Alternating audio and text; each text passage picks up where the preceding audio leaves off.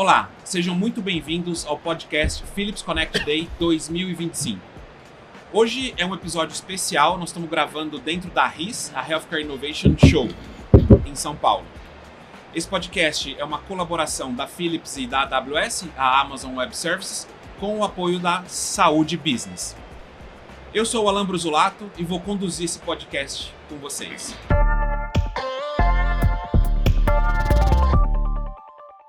Hoje eu recebo aqui, tenho a honra de receber aqui nesse podcast o Jackson Barros, desenvolvimento de negócios da AWS para a área de saúde. Jackson, seja muito bem-vindo. Muito obrigado. E o Francisco, nosso gerente de produto e infraestrutura, olhando aí para as inovações do TASI. E hoje o tema é muito bacana, é a aplicação da inteligência artificial, dos LLMs, no prontuário eletrônico, no uso do dia a dia. Então, vamos lá. Jackson, vou começar contigo. Bora. Tá? Você tem falado com muitas empresas, você está próximo da Philips nas discussões de tecnologia. E como você tem visto a aplicação da inteligência artificial na saúde, no geral? Tá. Bom, primeiro é um prazer estar aqui com vocês. Obrigado, Jackson. Parabéns, obrigado. Foi um prazer estar aqui contigo também. Olha só, primeiro a gente vai dividir essa questão, vamos dividir alguns clusters, tudo bem? Só para facilitar o entendimento. Sim, vamos lá. Hoje eu posso aplicar uma tecnologia focada na própria tecnologia em si, dentro de uma área de saúde. Eu posso aplicar na eficiência operacional, em busca da eficiência operacional, pensando em gestão hospitalar, nesse caso, ou na prática clínica. Então, o que eu vejo por aí é as pessoas falam assim, por onde eu começo? E cada uma desses pontos, para responder essa pergunta, por onde eu começo, eu noto que eu tenho que ter uma cultura e uma maturidade para a adoção dessas ferramentas dentro de um ambiente hospitalar ou de um ambiente de saúde. Quando a gente olha para um hospital, eu estou notando que as pessoas, é muito bom falar de adoção na prática clínica diretamente. Só que a rampa para que isso aconteça exige um esforço maior, exige uma cultura diferenciada, existe uma necessidade de levar o corpo clínico a entender o valor para isso, ou pelo menos tangibilizar o valor. Quando eu volto um pouquinho e penso na gestão, o pessoal, é mais fácil começar pela gestão. Eu consigo tangibilizar isso. Você fala gestão, você está falando nas atividades de back-office, nas atividades de back-office, não clínicas, exatamente. Porque eu preciso levar essa segurança do uso. E conversando, cara, eu passei aí de umas 2 semanas para cá, eu participei de 3 ou 4 eventos, que a discussão foi essa, por onde começar, ou pelo menos surgiu essa discussão. E por onde começar, como eu trouxe há pouco, é importante que a gente tenha a cultura, que eu estou preparado para errar? Eu estou preparado para acertar? Qual será o meu critério de sucesso? Depois a gente fala um pouquinho, faz um dive deep em cada área dessa, mas de uma maneira macro é assim que eu enxergo como está sendo, pelo menos, discutido e qual é a pauta atual nos hospitais. Eu tenho visto, Jackson, Francisco, tem uma tirinha lá que aparece pra gente falando assim, o que vocês querem? Queremos IA. Para fazer o quê? Não sabemos. E para quando você quer? Agora. É exatamente isso. Então tá todo mundo meio entendendo para onde ir. Ô Francisco, e quando a gente olha para esse cenário que o Jackson colocou e a gente traz a Philips, né? A gente tem uma presença grande na área de saúde, a gente inova muito e o TASI é um pilar importante nessa inovação. E os clientes esperam que a Philips ela traga uma curadoria, já traga por onde começar. Quando eles contratam a nossa marca, eles estão esperando isso, né? Quando a gente fala especificamente do TASI, como que você vê a aplicação da inteligência artificial ajudando os médicos na prática clínica? Então, como ele bem falou, precisa ser algo gradual, né? Então, assim, nossa motivação maior justo foi pegar e tentar trazer o foco para ajudar esses profissionais clínicos, né? Os médicos e os enfermeiros, mas principalmente de uma maneira assim a acelerar os processos do sistema, sabe? Então, assim, ser um facilitador, a IA sendo um assistente, né, para as tarefas do dia a dia, né, do profissional, que exige muita documentação e dessa parte clínica e tal no sistema, né? O acesso às informações também de uma maneira mais rápida, tá?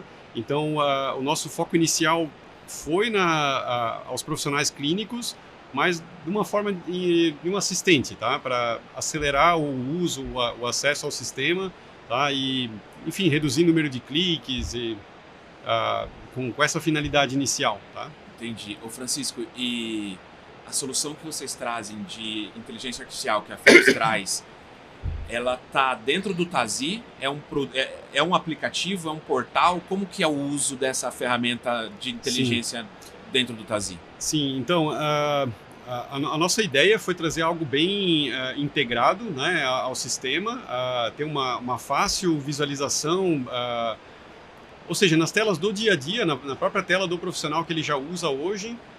Criamos uma iconografia padrão, né? Aparece um símbolo de uma estrela, né? Que é a nossa assistente virtual, ou seja, tem uma padronização entre essas telas, né? Para o usuário saber, aqui eu tenho uma oportunidade, né, de utilizar uma feature, né, de inteligência artificial. A gente tem alguns casos de uso iniciais, né?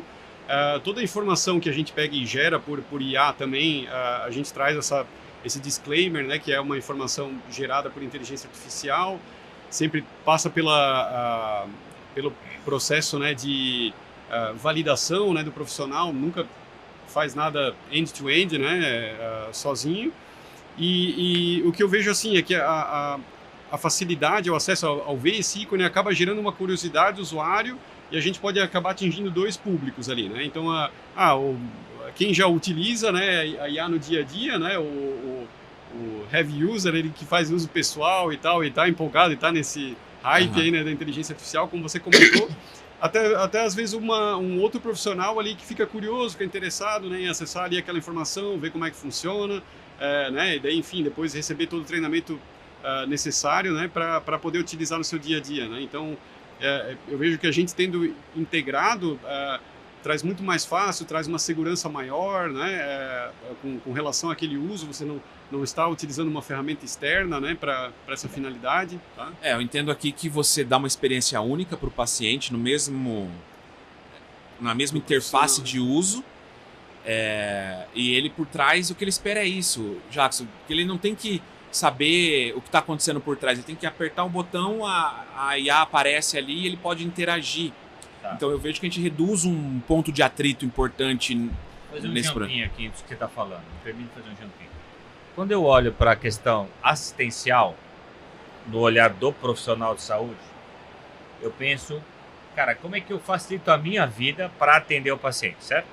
Então eu posso dividir aqui, eu vou ser simplista, em um processo de diagnóstico ou desburocratizar o meu trabalho, certo? Para o médico, estou olhando para o médico. Porque em qualquer tela tem muitos cliques, tem muitas telas. Então, esse é um problema que o médico sofre.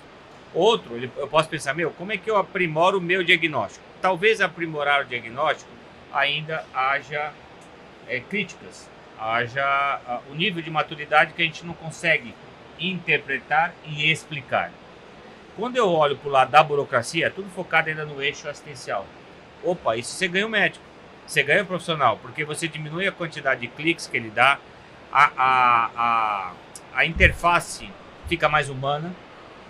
Eu acho que tem mais tempo com o paciente, que é isso que é o grande desejo por trás, certo? Exatamente. Dizem, eu não sou médico, mas dizem que o médico perde 40% do seu tempo em atos burocráticos, ainda no eixo assistencial. Cara, vamos resolver isso. O que a gente pode fazer? E às vezes o que eu vejo, e aí é uma crítica minha, não estou tirando o boné. Cara, às vezes eu quero investir, eu quero fazer um diagnóstico, eu vou usar inteligência artificial para achar um negocinho que é doenças raras. Estou dando um exemplo. Cara, que vai acontecer em 5% dos casos. Eu estou deixando 80% que eu poderia aprimorar o dia a dia do médico e esqueço de fazer isso. Vou dar um exemplo prático para você.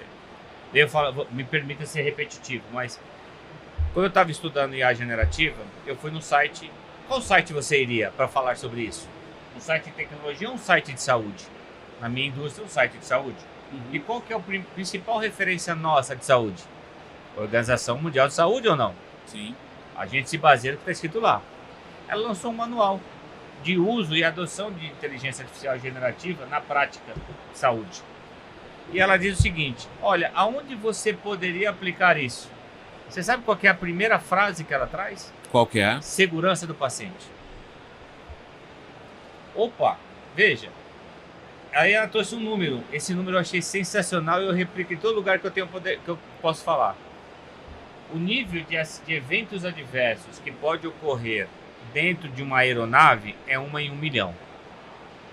E você sabe quanto que é em hospitais? Eu não sei, mas eu sei que o hospital se baseia na indústria aeronáutica, né? Mas 1.300. 1.300? De quanto? De 1 em 1 milhão? Na aeronáutica, quando você vai num avião, é 1 em 1 milhão. 1 em 1 milhão. Dentro de um estabelecimento de saúde, 1 em 300. Cara, aonde a gente devia estar ou não. Tá ali uma grande oportunidade. Então você já imaginou você monitorar eventos adversos, o quanto você vai diminuir de problemas para o hospital, para o paciente, para a família? Então eu só estou trazendo um exemplo que quando a gente olha para o assistente, para a quantidade de coisas na área assistencial, uma é terapêutico, diagnóstico, outro é burocrático, porque eu preciso diminuir a burocracia do pessoal de saúde. Sim. Concorda, Francisco? Não, eu concordo. Eu acho que é uma evolução constante, né? A gente começa, né? Queríamos pegar e enxergar justamente como diminuir essa parte burocrática, né? Facilitar o acesso ao médico, ele poder, né, ter uma atenção maior para o paciente, enfim, toda essa carga de estresse, né, do profissional, né? E daí relacionado até essa questão de segurança, né, do paciente, como você falou, de eventos adversos e tudo mais. Então, assim, hoje, se essa informação do paciente ela é falada, eu tenho alergia a um determinado medicamento, e eu não registro aquilo no prontuário, ele fica só em texto, você acaba correndo um risco de um outro profissional depois não saber, não perguntar. Então, assim, com essas funcionalidades que a gente está fazendo para acelerar esse processo, a gente auxilia também a documentar, né, como, por exemplo, alergias de uma forma mais rápida, mais fácil, tá, para o paciente, e aquilo ali ficar estruturado no prontuário para poder dar esses eventos, né, adversos ali, né, esses alertas, né, que ele comentou, tá? Ô Francisco, e quando a gente olha para os casos de uso que o Tazzy está tentando resolver, e pegando um gancho que o Jackson falou, vocês estão olhando tomada de decisão ou no suporte para tirar a burocracia do caminho? É mais no suporte, tá? Então, assim, nós temos funcionalidades também que, enfim, com base no diálogo, né, vai estratificar o texto, né, utilizando os modelos de linguagem, né, para facilitar essa documentação no prontuário, né, mas não é a ideia sugerir, né, por exemplo, um diagnóstico e tal para o paciente, é sim auxiliar, né, nessa parte burocrática, na tratativa das informações, né, nesse primeiro momento, tá? Entendi. Vai lá, eu ia fazer um comentário. O que é mais simples do que a naturalidade, não é? Então, o que a gente tem que fazer, e eu acredito muito nisso, que o prontuário, do jeito que é hoje, ele vai morrer nos próximos 5, 10 anos. Porque eu preciso ter uma consulta de forma natural, como a gente está conversando aqui. Então, as interfaces, elas precisam saber e prever que eu haja de maneira natural com o meu paciente, ou do paciente com o médico.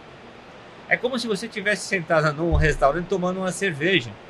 Um bate-papo de forma natural, fluida. Então os sistemas, eles têm que ser capazes, aí a inteligência artificial vai ajudar. Vê, não estou falando do diagnóstico ainda.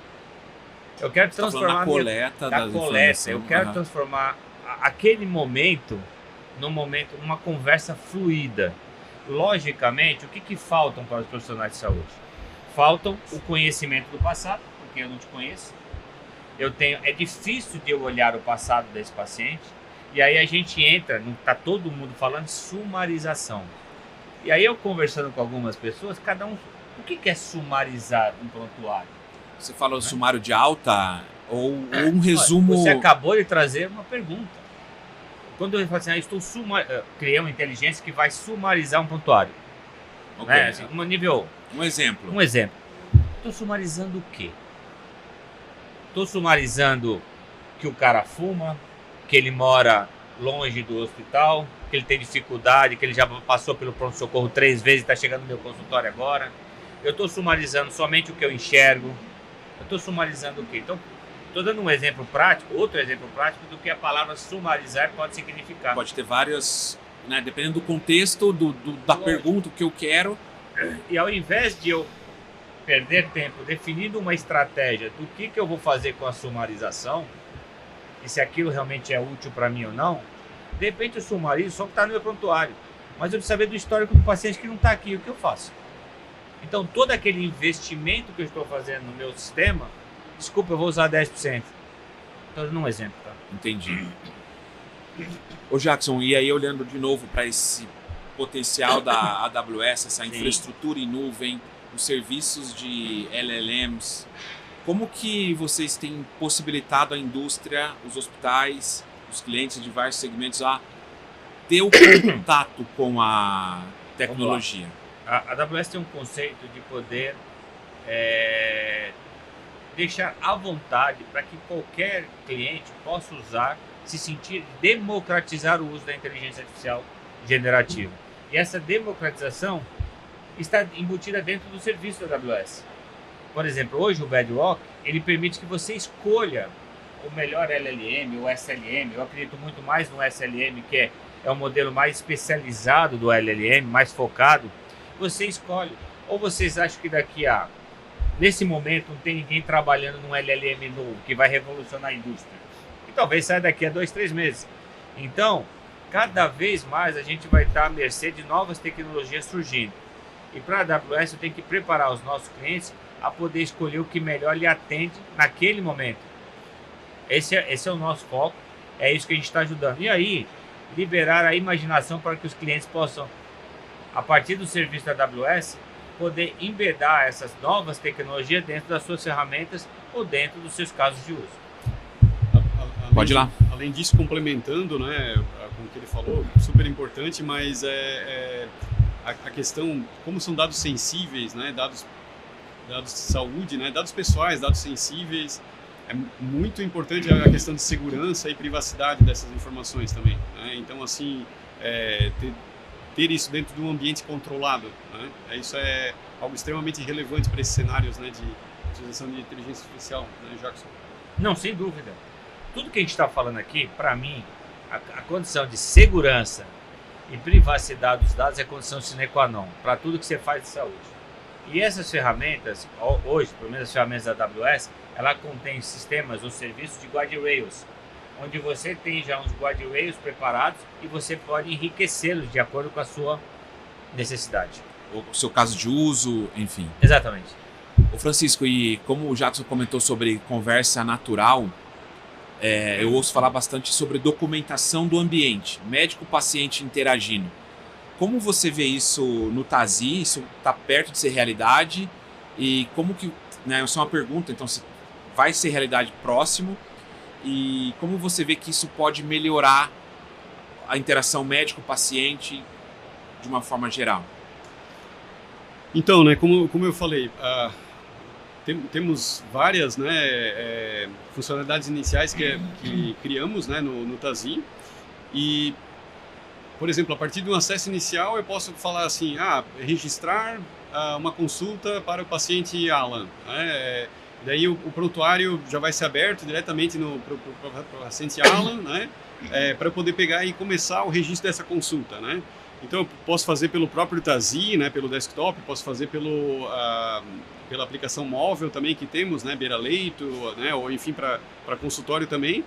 E a partir dali, né, claro, com o consentimento do paciente sempre, né, seja por escrito ou gravado, eu posso pegar e fazer a transcrição dessa conversa, né, utilizando os modelos de linguagem. E daí, através dessa transcrição da conversa, temos etapas subsequentes que vão ajudar nesse processo de documentação, tá? Então, no nosso caso de uso, a gente pode o quê? Pegar e extrair só a informação relevante daquela conversa, da transcrição, tá? Da consulta, ou seja, o que é relevante clinicamente, né? Se foi falado sobre outros temas, podemos abstrair essa informação Depois passa pelo critério do médico, né, do profissional, né, para ele fazer uma revisão daquilo, né, trazemos referências de onde que na transcrição estava aquela informação, né, para poder ter essa IA responsável, né, e fazer o acompanhamento daquilo ali, né, para poder seguir para a etapa seguinte, né.